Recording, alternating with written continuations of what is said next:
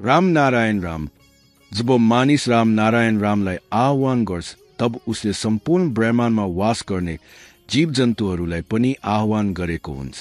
संसारमा यति धेरै भगवानहरू छन्, ती सबैको पूजा एकैसाथ गर्न सकिँदैन। त्यसैले महागुरु बाल ब्रह्मचारीजीले राम नारायण रामको बीज मन्त्र ब्रह्माण्डलाई दिएका ताकि मानिसहरूले यस मन्त्रको जाप गर्न सकुन् र ब्रह्माण्डका सबै वस्तुहरूको आह्वान गर्न सकुन्। मानिसहरूले केहीले सोच्नु हुँदैन कि राम नारायण रामको जाप गर्दा के फाइदा हुन्छ। फाइदा नहेरी साँचो मनले राम नारायण रामको जाप गर्नुपर्छ। यसले तपाईँको मन र विवेक जागृत बनाउँछ। खुट्टादेखि टाउकोसम्म रहेका सबै चक्रहरू जागृत हुन्छन् र तपाईँको मन जहाँ कुनै ग्रहमा जान चाहन्छ, जहाँ सुकै जान चाहन्छ त्यहाँ जान सक्छ। आफ्नो शरीर छोडेर पनि जान र फर्केर आफ्नो शरीरमा फर्किन सक्छ। राम नारायण रामको जापले तपाईँको चेतना र विवेक जागृत हुन्छ। तपाईँले सही र गलत के हो भनी छुट्याउन सिक्नुहुन्छ। तपाईँ यो जाप कहिले पनि गर्न सक्नुहुन्छ। यस जापले डिप्रेसन पनि हटाउँछ।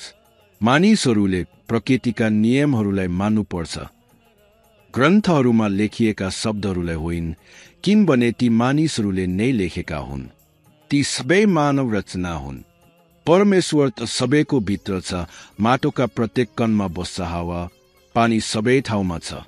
मानिसहरूले बुझ्नुपर्छ कि राम नारायण रामको जापले उनीहरूको जीवनमा ठूलो परिवर्तन ल्याउन सक्छ। त्यसैले राम नारायण राम जप गर्दै जानुहोस्। जीवनलाई नयाँ दिशा दिनुहोस्, जहाँ सफलता र खुसी मात्र होस्। आजकल सबै ठाउँमा अवस्था बिग्रिँदै गएको छ। मानिसहरू बुझ्न सकिरहेका छैनन् कि उनीहरूका लागि के सही हो र के गलत। व्यक्तिको धर्म उसको मन र मुटुमा बस। व्यक्तिले त्यसलाई पालन गर्नुपर्छ। जब व्यक्ति खाना खाएर सुत्न जान्छ, उसले आफ्नो ओछ्यानमा बसेर ध्यान गर्नुपर्छ, किनभने ध्यान पनि एउटा प्रकारको पूजा हो। तपाईँ आफै अल्लाहका बन्दे हुनुहुन्छ। तपाईँ आफै भगवान हुनुहुन्छ। आफैलाई सम्झनुहोस् र आफैसँग प्रश्न गर्नुहोस्, म को हुँ, कहाँबाट आएको हुँ, कहाँ जान्छु, मर्नेपछि के लिएर जानेछु।